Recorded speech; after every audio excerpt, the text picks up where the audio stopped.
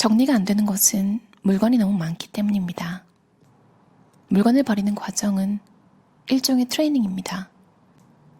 이 연습을 통해 우리는 버리는 힘을 기를 수 있습니다. 왜 꼭 물건을 버려야 할까요? 그래야 채울 수 있기 때문입니다. 공장에서 생산된 물건이 아니라 당신이 원하는 꿈, 바람, 즐거움, 보람, 그리고 당신 자신으로 채워가기 위한 비움입니다. 그럴 때 버리고 비우는 힘이 필요합니다. 물건을 못 버리는 당신에게.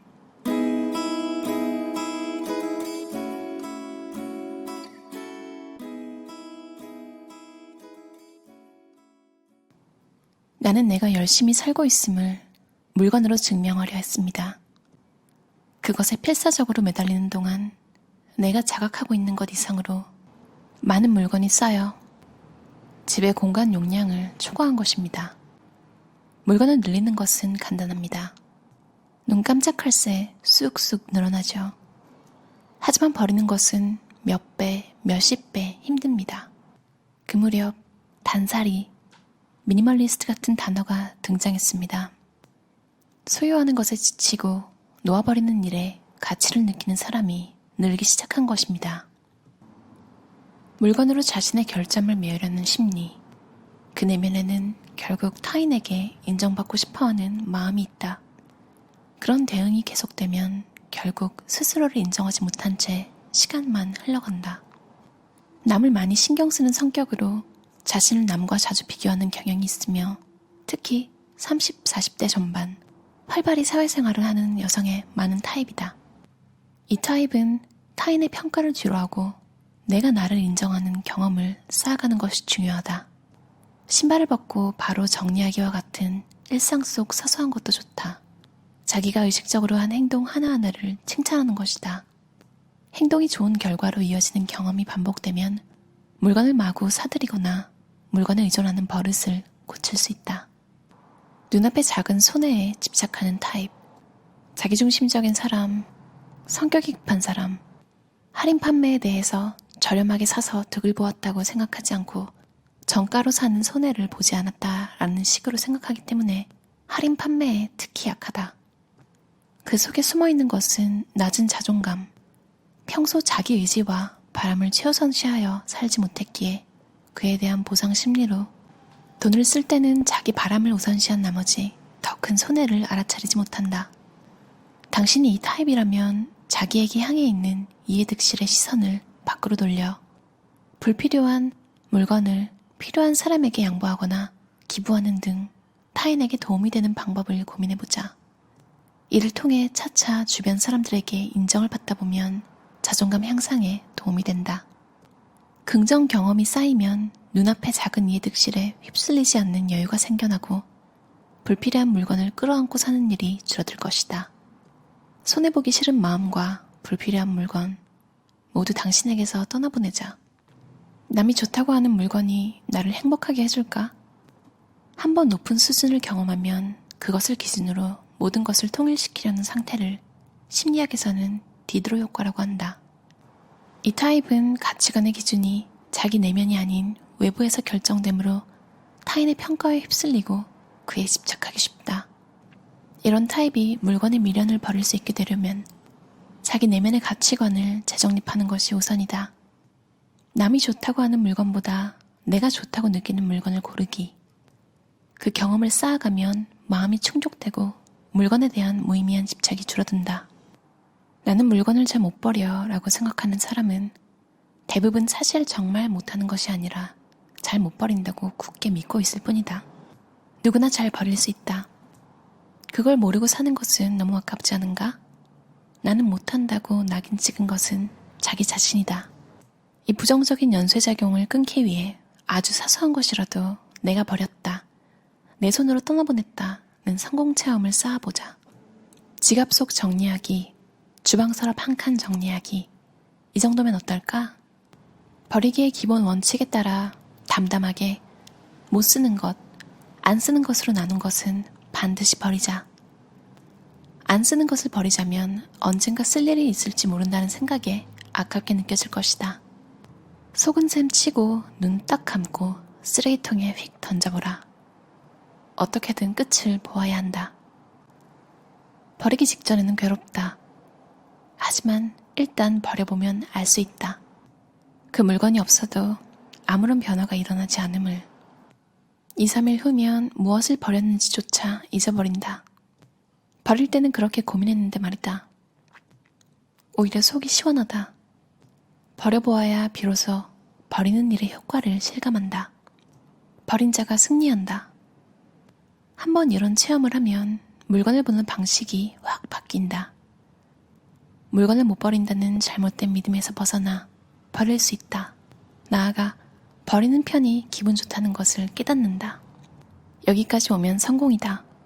180도 달라진 시선으로 물건을 보면 소중하다고 생각했던 물건이 아무것도 아닌 것이 되기도 한다.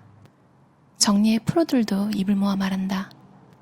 처음에는 못 버리던 고객도 버리는 경험을 쌓아가다 보니 점점 잘 버리는 사람으로 성장했다고. 당신이 가장 먼저 버려야 할 것은 버리지 못한다는 생각이다. 그것을 버리면 물건 버리는 힘은 절로 따라올 것이다. 작은 걸음으로 천천히 시작하여 멀리 가보자. 버리는 연습을 시작할 때 가장 중요한 것이 목표 설정이다. 다이어트에 도전하는 사람은 선망하는 모델 사진을 거울 앞에 붙인다. 마찬가지로 물건을 버릴 때도 구체적인 목표 설정이 필수적이다. 매끄럽게 여닫혀 쓸 때마다 기분 좋은 지갑이 더 중요한가? 아니면 1년 만에 가보면 사라졌을지도 모르는 가게에 포인트 카드가 더 중요한가? 이런 기준으로 생각하면 이제 무엇을 해야 할지 고민할 필요가 없다. 지갑 외에 다른 물건도 마찬가지다. 물건이 쌓여있지 않은 식탁, 걸리는 것 없이 시원스레 여닫히는 서랍, 겹쳐놓은 구두가 없는 신발장 등 목표가 선명하면 사람은 그것을 위해 구체적인 행동을 한다. 눈앞의 물건을 당장 어떻게 할지가 아니라 최종적으로 이루고 싶은 것은 어떤 모습인지 생각하기. 가끔은 전체적인 모습을 내려다보자. 목표 지점에서 역산하여 눈앞의 물건을 바라보면 남길 것과 놓아버릴 것을 의외로 수월하게 가려낼 수 있다. 마음에 드는 차분법을 찾아라.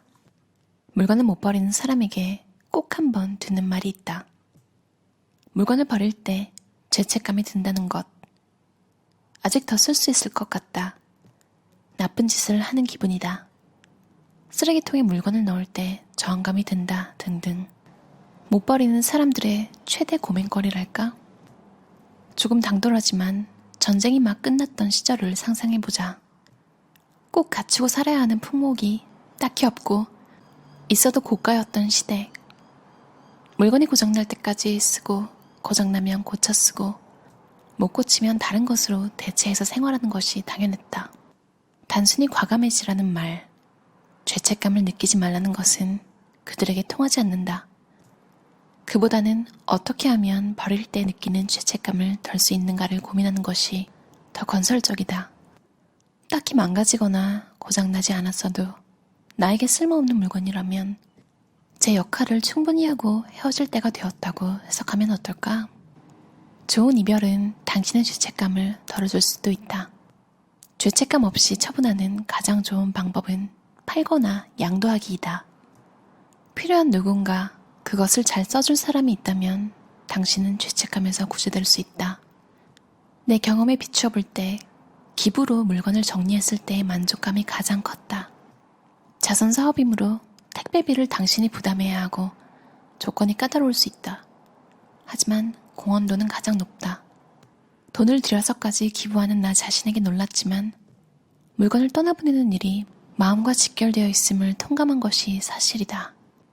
죄책감이 당신을 가로막고 있다면 각자 마음이 허락하는 처분법을 찾아보자.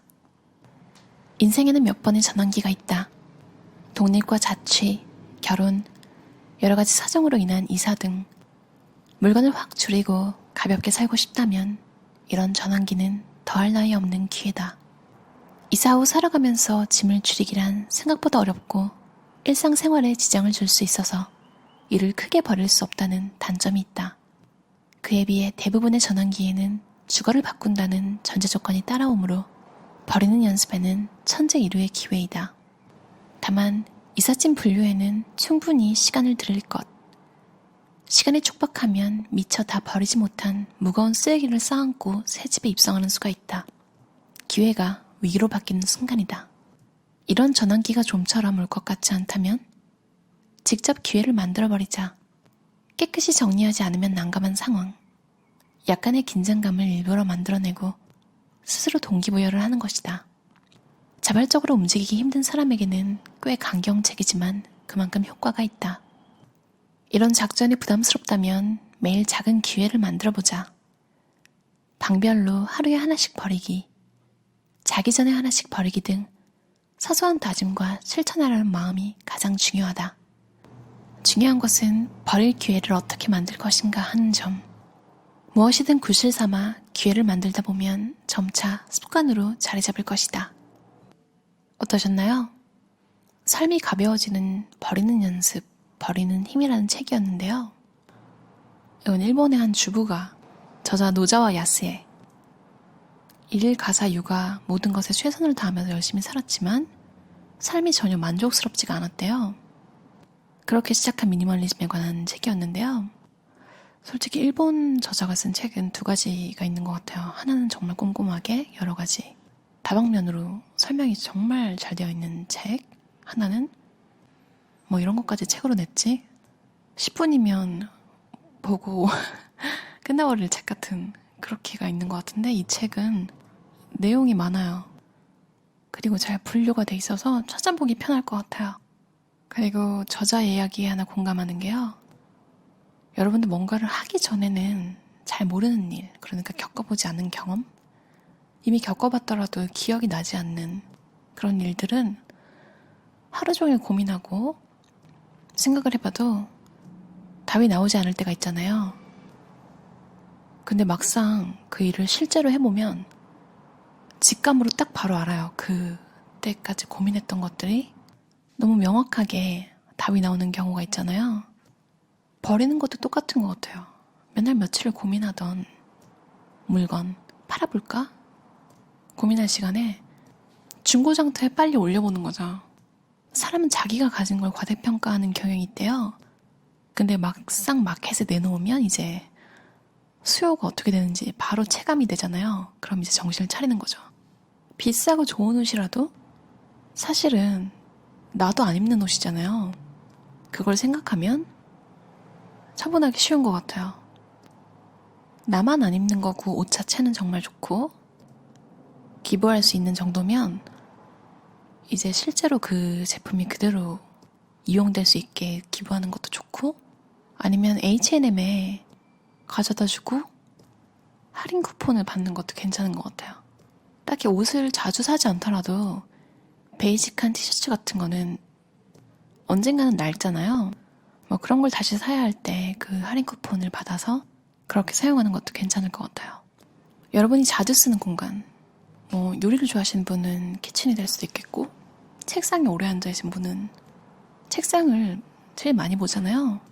신기한 게 조금씩 뭔가 계속 생겨요. 뭐 립밤을 놔둘 수도 있고 한 번 본 노트가 놓아지는 경우도 있고 뭘 보면서 먹으려고 이제 컴퓨터 앞에 놓았던 냄비 받침대 같은 것도 남아있을 수 있고요. 제자리에 바로바로 갖다 놓지 않으면 물건들이 계속 쌓여요. 근데 그게 또 금세 자연스러워지거든요. 그런데 의식적으로 그것들을 싹 치울 때 치우고 나면 기분이 정말 그렇게 좋을 수가 없어요. 일도 집중이 더 잘 되고요. 왜냐면 시야에 이제 들어오는 물건이 줄어들잖아요. 저는 개발자라서 개발을 하는 다른 사람들을 보면 물론 그 사람의 업무 역량에 감탄하는 경우도 있지만요. 사실 눈에 확 들어오는 건 그 사람의 코드 에디터 같은 걸 띄워놨을 때 정리 안 하시는 분은 탭이 막 여러 개 나와 있거든요. 지금 당장 수정하는 곳이 아니라 제가 일 잘한다고 느끼시는 분들을 보면요. 코드 에디터뿐만 아니라 인터넷 웹브라우저에도 진짜 그냥 아무것도 없어요. 그리고 단축키 사용에 굉장히 능숙해요. 그렇기 때문에 눈앞에 줄줄이 다 나열해 놓고 사용할 필요가 없는 거죠. 그러니까 업무의 효율화를 위해서 그분들은 단축키 사용법을 익숙하게 연습한 거잖아요. 이게 무슨 노트 내용보다 글씨 깔끔한 사람 보면 사람이 달라 보이는 거랑 비슷한 것 같아요. 근데 그런 분들이 공부도 항상 어느 정도 하지 않나요? 여러분도 오늘 쓰레기 봉지를 하나 들고 각 구역마다 하나씩 안 쓰는 거 버려보는 건 어떨까요? 그리고 컴퓨터 바탕화면에 있는 안 쓰는 아이콘도요. 저도 그럴게요. 그럼 오늘도 심플하고 가벼운 하루 보내세요. 감사합니다.